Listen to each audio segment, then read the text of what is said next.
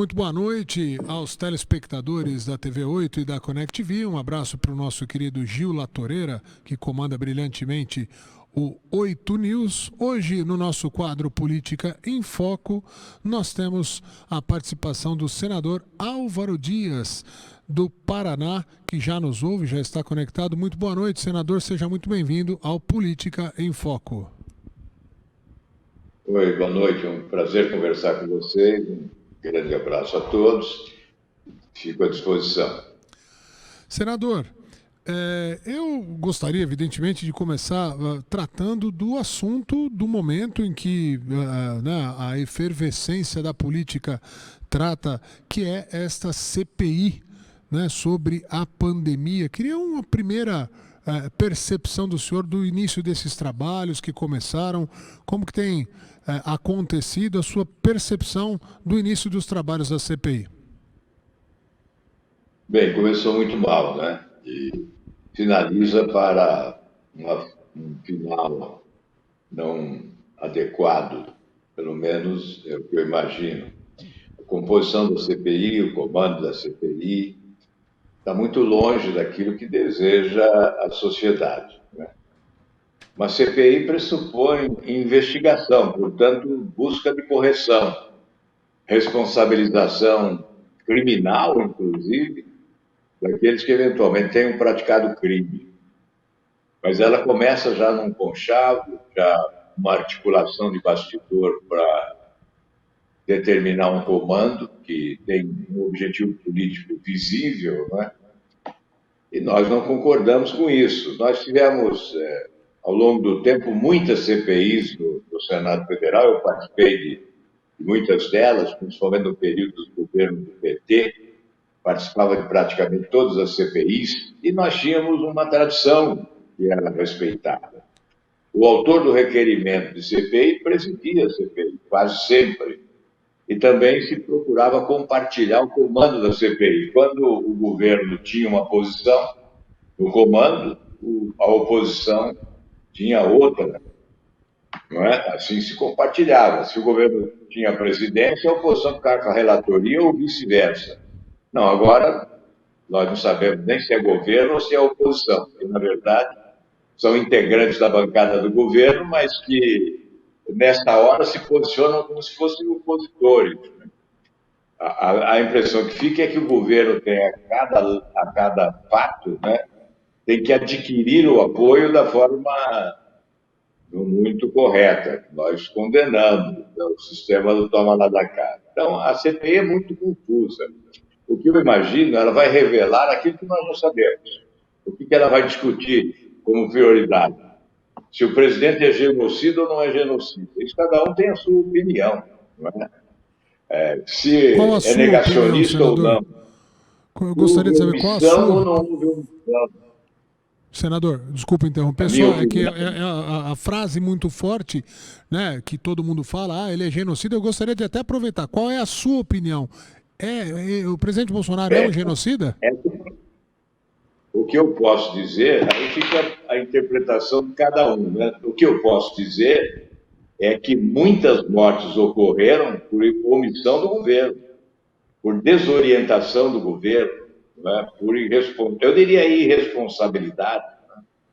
Porque nós não tivemos uma liderança comandando esse processo de combate à pandemia desde o início. O que nós tivemos foi sempre desorientação, trombada na ciência, mudança de ministro a cada passo, né? Ministro que não é da área, desrespeito à ciência. Quando nós não investimos em ciência, o necessário, né? O nosso país não investe em ciência e não respeita a orientação daqueles que investiram em ciência, né? Então, veja que nós não podemos ser tão irresponsáveis assim. Omissão. E as vacinas não chegam? Aí combate-se a vacina do Instituto Butantan, porque tem um governo de São Paulo que é opositor ao governo da União. Só que cada 10 vacinas, 9 que nós tomamos, né, vieram do Butantan. Então, é preciso colocar essas coisas, né? Mas isso tudo na CPI será discurso. Então, é evidente que vão colocar todas essas questões e, obviamente, cada um fica com a sua interpretação. Não há como julgar, não é? É uma questão de interpretação. E aí tem a outra questão, que foi, aí sim, um requerimento apropriado, que manda investigar o repasse dos recursos para os estados e municípios, e aí há uma grande oposição na CPI para que não se investigue. Mas aí é que está o fato grave, né? Porque a Polícia Federal realizou 60 operações, nós tivemos busca e apreensão, tivemos prisão do governador, prisão do prefeito, de secretário, de empresário, temos governador afastado, do Rio agora está afastado, está sendo cassado, né? O impeachment está ocorrendo, o governador de Santa Catarina está afastado, há um processo de impeachment. Isso avançou, né? E uma CPI, ela se justifica, sobretudo, para convocar o Ministério Público a instaurar procedimentos de investigação. Neste caso, os procedimentos foram adotados pelo Ministério Público, com participação ativa da Polícia Federal. Portanto, me parece que a CPI vai chegar um pouco atrasada nisso, né? Agora, se ela vier com alguma proposição interessante ao final, vier com uma orientação científica mais correta e convença executivo da União, dos estados e dos municípios que nós temos que, obviamente, adotar esse tipo de protocolo, seguir à risca esses ensinamentos, aí ela terá, obviamente, cumprido o seu papel. Mas eu não gero falsa expectativa em relação a essa CPI. Para ser franco, eu não acredito no seu sucesso. O senhor, nessa fala inicial, já me abre um leque de sequência de perguntas aqui, e em todas elas o questionamento me parece que vai permear uma coisa que parece que está fora de moda. O senhor afirma coisas a favor e contra o que seria, vamos chamar, dos tais dois lados da política, né? Quem é pró e quem é contra o Bolsonaro. Então tem hora que o senhor fala que parece que o senhor é pró-Bolsonaro, tem horas que o senhor fala que parece que o senhor é contra Bolsonaro.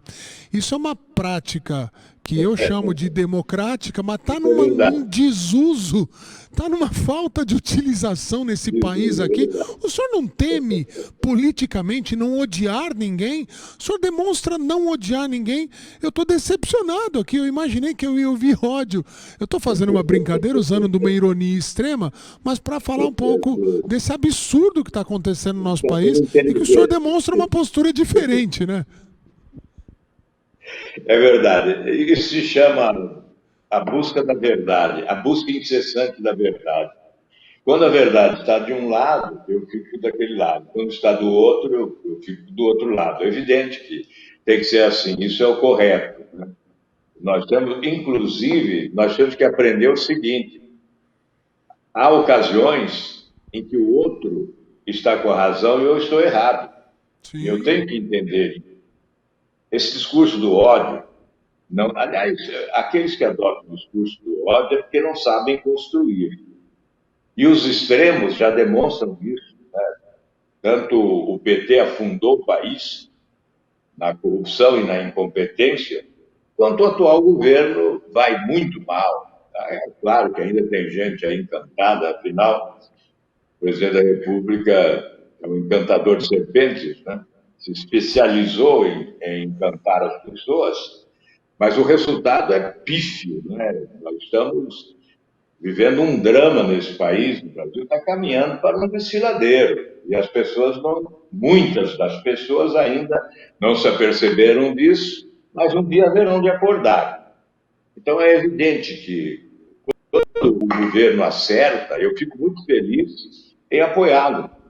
Agora, quando ele erra, eu não posso ser condescendente, né?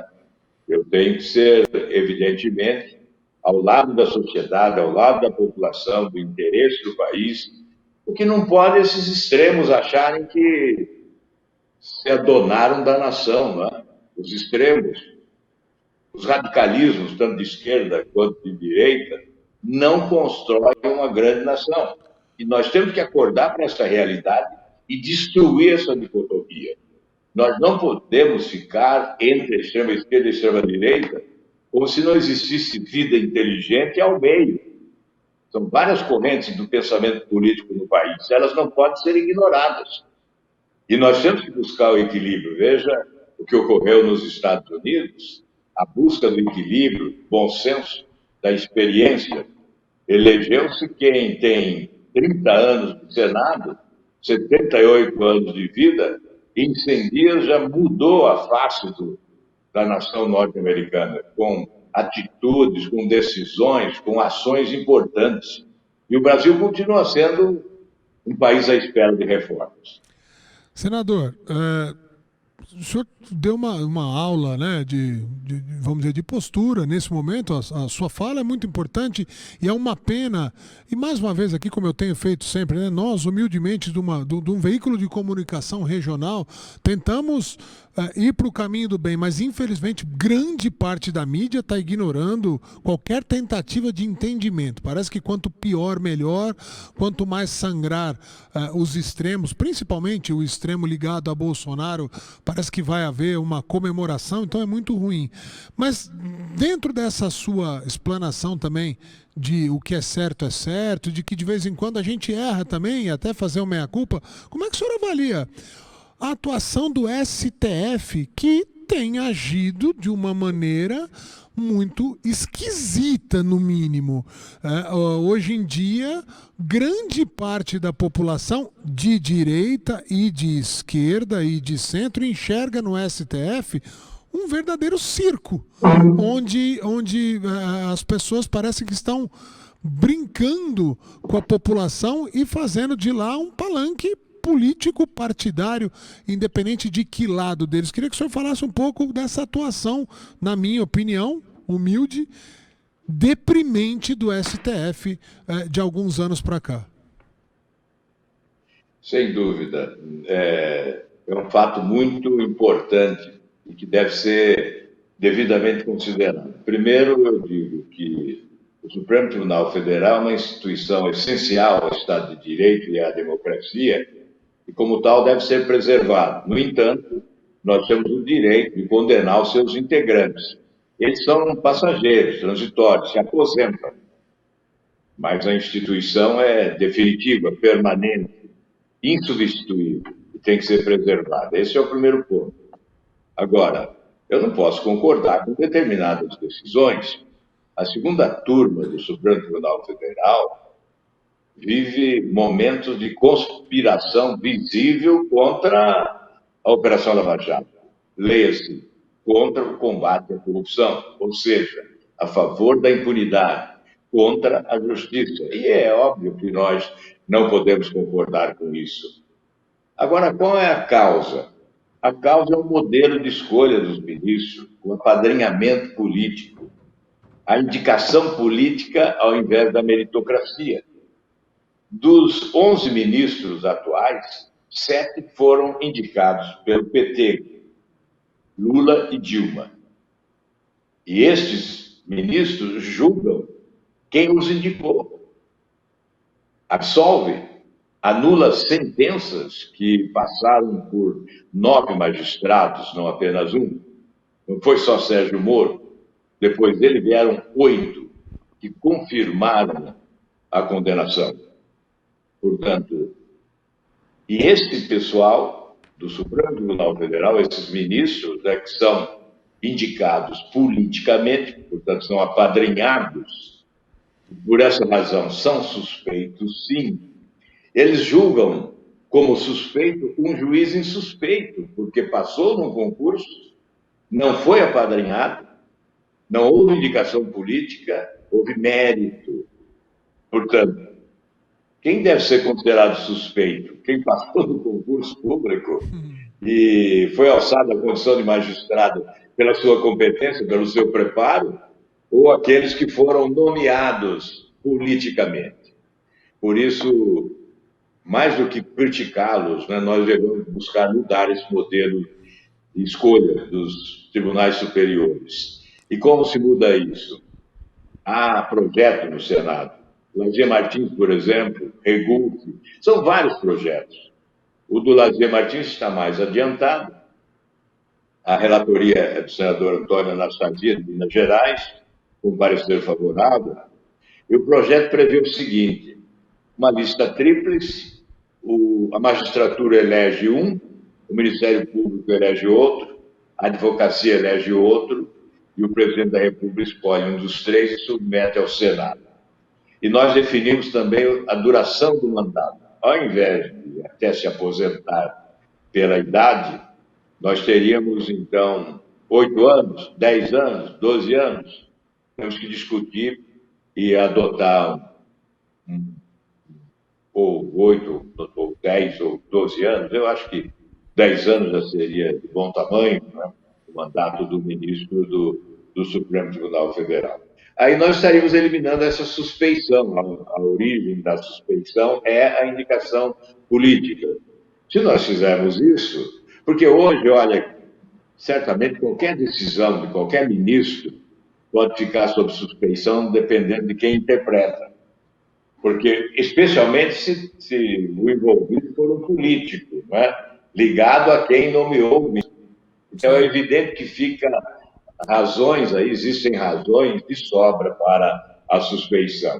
Então, para mudar a imagem, o conceito do Supremo Tribunal Federal, nós temos que começar mudando o modelo de escolha dos ministros.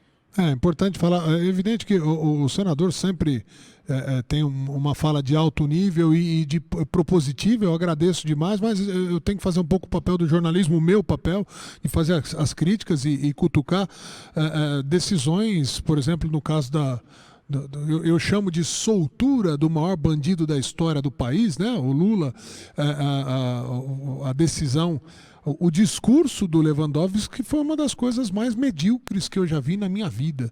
E a gente tem visto isso com uma repetição triste para o nosso país. Então, dentro dessa sua fala, mais uma vez crítica dura, porém sempre elegante, o senhor tem medo de represália? Porque tem deputado preso, evidentemente que ele se excedeu, e eu não quero nem voltar a esse caso. Que ele se excedeu, mas ele foi preso.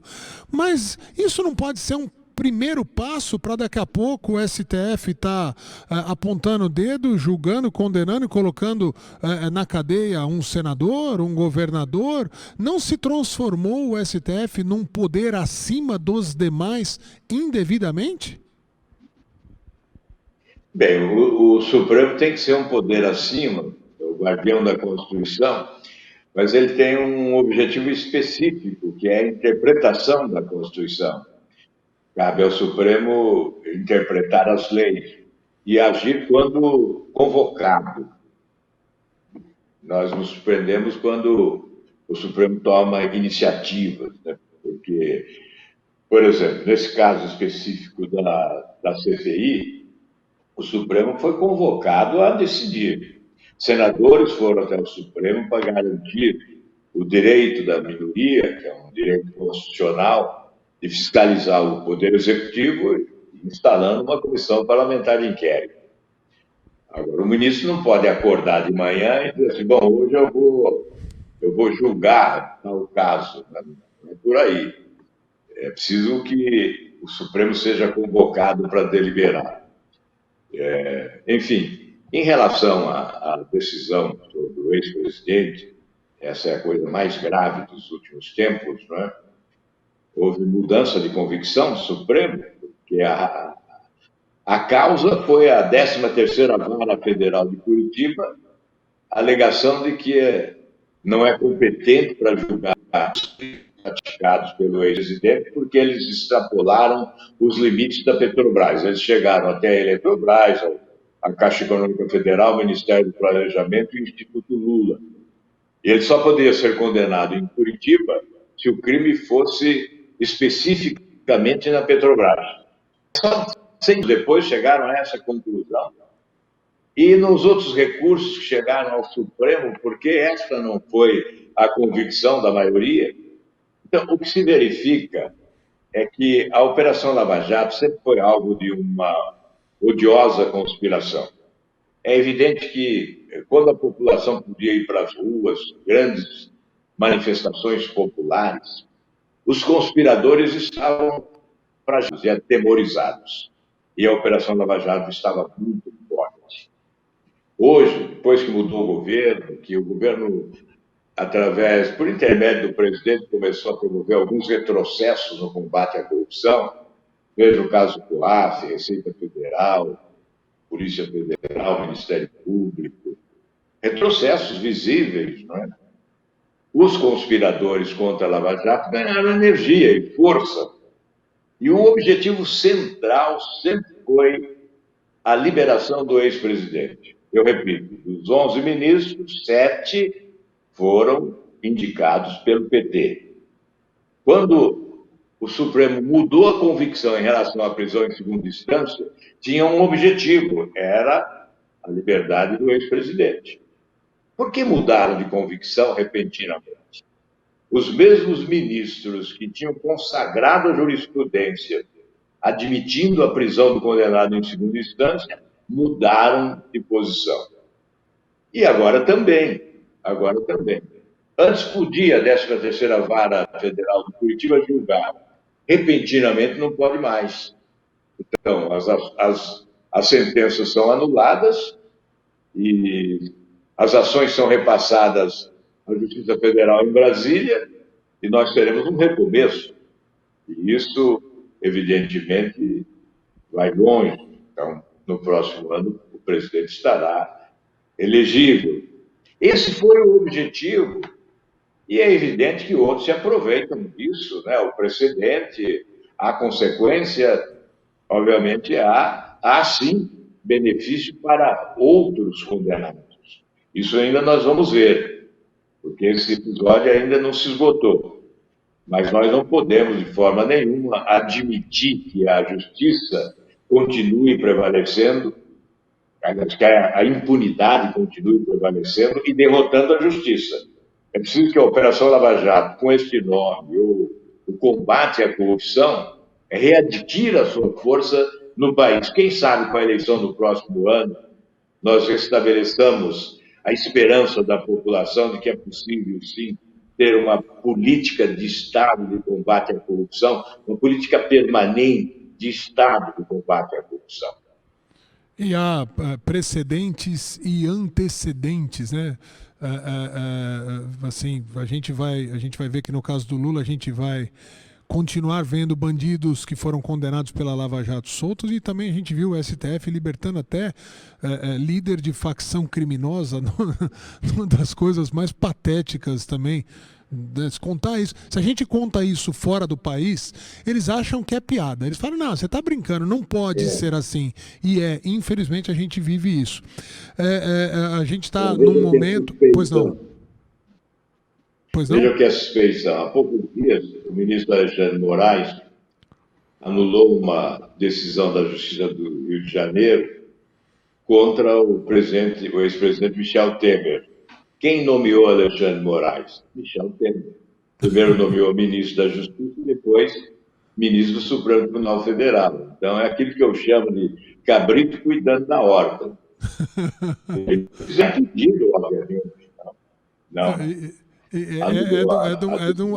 De um absurdo que fica difícil até de explicar. É o país onde assim estão tentando prender o xerife porque para poder soltar os bandidos no plural, né? Agora, não dá para ter impeachment desses medíocres advogados que chegaram nessa condição gigantesca de poder, que estão lá, muitos deles medíocres advogados que estão como hoje ministros do STF. É impossível que haja um caminho legal, não à força, nada de nenhum tipo de levante contra a instituição, mas não dá para tirar um canalha que esteja num alto posto de poder, juridicamente, com apoio político. Como é que o senhor vê essa história dos pedidos de impeachment de ministros do STF, senador? Bem, não há nenhum entusiasmo em relação ao pedido de impeachment, não só porque depende do presidente do Senado, cabe a ele acolher esse pedido ou não, mas porque a substituição acaba sendo 6 por meia dúzia, ou então até pior. nós vimos a aposentadoria de Celso de Mello e a nomeação do Cássio Nunes. O que mudou? Mudou para pior, porque a Operação Lava Jato vinha vencendo na segunda turma e com a aposentadoria do Celso de Mello, a Operação Lava Jato passou a perder todas na segunda turma com a nomeação do Cássio Nunes. Então, o problema é o modelo, nós temos que mudar o modelo de escolha. Agora ainda vai se aposentar o ministro Marco Aurélio e o presidente já se pronunciou, eu vou escolher alguém que seja leal a mim. Mas que barbaridade! Esse é o critério? Leal ao presidente da República? Tem que ser leal à Constituição, leal ao Estado de Direito, leal à justiça. Então, de nada adianta um processo de impeachment que é traumático, que abala, sim, uma instituição essencial, se depois a substituição vem nessa direção. Por isso, eu pessoalmente, hoje, não concordo com impeachment de ministro do Supremo por essa razão. O que eu defendo é a mudança do modelo de escolha dos ministros do Supremo Tribunal Federal, instituindo a meritocracia, um sistema de mérito para a definição dos ministros do Supremo. Perfeito. O senhor citou que talvez haja uma mudança, vamos dizer, um novo fôlego no combate à corrupção vindo da população, de manifestações públicas, talvez com as eleições de 2022, e aí abre este assunto de 2022, onde a imprensa, de maneira geral, muitos agentes políticos dizem que não, a eleição já está definida. No segundo turno estará Lula e Bolsonaro. O senhor acha que isso é assim, não tem jeito? É Lula e Bolsonaro mesmo? Nós vamos ter que escolher entre o ruim e o pior? Ou, eventualmente, há espaço para o surgimento de uma proposta, a palavra nova talvez não seja nem adequada, mas uma proposta equilibrada e que ganhe apoio e incentivo da população para criar um leque novo de opções? Olha, pergunta muito importante, não é? Em 2018, boa parte da mídia foi responsável pela polarização. Eu repito, como se nós não tivéssemos vida inteligente entre a extrema esquerda e a extrema direita. A boa parte da mídia, da grande imprensa, comprou com muita facilidade a tese da polarização, da dicotomia. Né? E hoje há um estímulo, né? Porque é interessante para a esquerda e é interessante para a direita. O interesse é recíproco, também foi em 2018, porque a extrema-esquerda acha que é mais fácil derrotar o Bolsonaro. Sim, sim. E o Bolsonaro acha que é mais fácil derrotar o PT e o Lula no segundo turno do que um candidato de centro. Então, há estímulo de lado a lado e boa parte da imprensa continua estimulando como se os outros não tivessem possibilidade. Né? E isso vai ficando difícil. Acho que imaginar que não exista a hipótese de uma terceira via é acreditar na mediocridade política de forma definitiva. Se a esquerda fracassou, e foi um fracasso rotundo, corrupção e incompetência, um país que termina um vários mandatos, né, com um PIB de 7% negativo em 2 anos, os 2 últimos anos desse período, dessa década perdida, a queda do PIB foi de 7%. Então, não foi só a corrupção, foi incompetência também. A pobreza aumentou e muito. Né? A diferença entre o mais pobre e o mais rico também ganhou dimensão abissal. Enfim, o fracasso está retratado. E agora, também, quem se conforma com esse governo, que acha isso aí suficiente, também se conforma com muito pouco. Não é? É evidente que, claro, que tem algum mérito, tem coisa boa, mas no conjunto, não é? No conjunto da obra, o que é negativo é muito mais do que positivo. Então tem que mudar mesmo. As mudanças no país não ocorreram, as reformas não ocorreram, o sistema é o mesmo, ele está de pé, esse balcão de negócio não foi destruído. Então, nós vamos ficar assim, não vamos almejar uma alternativa diferente, uma proposta que possa ser uma repetição do que ocorreu nos Estados Unidos. Os ventos que sopraram para eleger o Trump não sopraram para a sua reeleição. Eu imagino que os ventos que sopraram aqui em 2018 também não soprem agora em 2022.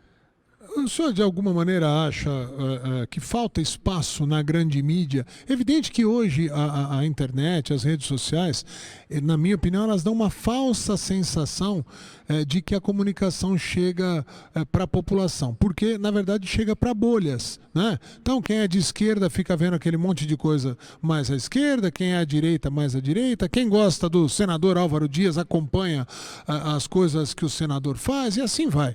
Mas, para furar essas bolhas, a grande mídia teria um grande papel. E aí a gente não vê nenhum tipo de iniciativa, por exemplo, de se, entre aspas, antecipar um debate de propostas sérias para o país, onde, por exemplo, dois pré-candidatos façam um debate propositivo, mas com muita antecedência, para que dê tempo das pessoas se acostumarem com eles.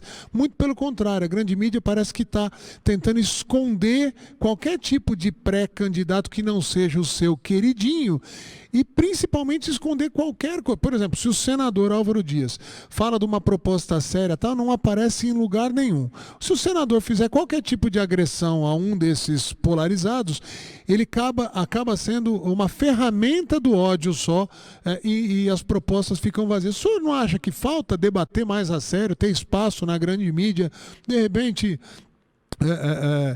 que algum grupo de mídia faça isso com antecedência para o bem do nosso país? E está precisando. Olha, meu caro, não precisa nem ser com tanta antecedência. É preciso oferecer o espaço igual, corretamente, durante o período do debate. Em 2018, por exemplo, eu não tive oportunidades. Eu fiquei sem auditório. Até um dia, eu vou até revelar aqui, quando o candidato eleito, né, o Bolsonaro, estava na Rede Globo, dando a sua entrevista no Jornal Nacional, eu estava numa cidade do interior do Mato Grosso, num auditório com 100 pessoas. Aí eu disse, veja a diferença, eu estou falando para 100 pessoas, o outro está falando para 50 milhões de brasileiros. Então, esta diferença é que precisa acabar. Eu até tenho um projeto que está lá no Senado, não está andando, não é? Que estabelece normas para esse debate, além do horário gratuito, não é? A participação dos candidatos na mídia, na grande mídia, além do horário gratuito de televisão. Porque aí é que está a grande diferença. Né? Eu fui totalmente excluído, né? Não tive essa oportunidade em 2018. Então, é evidente que isso faz grande diferença. Você colocou bem essa questão. É preciso dar oportunidade para que o debate chegue à grande maioria da população. As redes sociais permitem o nosso desabafo, às vezes. Eu desabafo, vou lá, faço uma live, critico, mas o alcance... Há poucos dias eu fiz uma live que alcançou 4 milhões e 200 mil pessoas. Eu fiquei numa felicidade incrível, mano. 4 milhões, eu acabei de falar agora há pouco em 50 milhões. Né? Então veja a diferença. Você bate o recorde numa live, você fica feliz, mas se você for comparar com um grande veículo, por exemplo, eu não sei agora que você está me dando essa oportunidade, com quantas pessoas eu estou falando. Certamente, muita gente está nos ouvindo. Não é?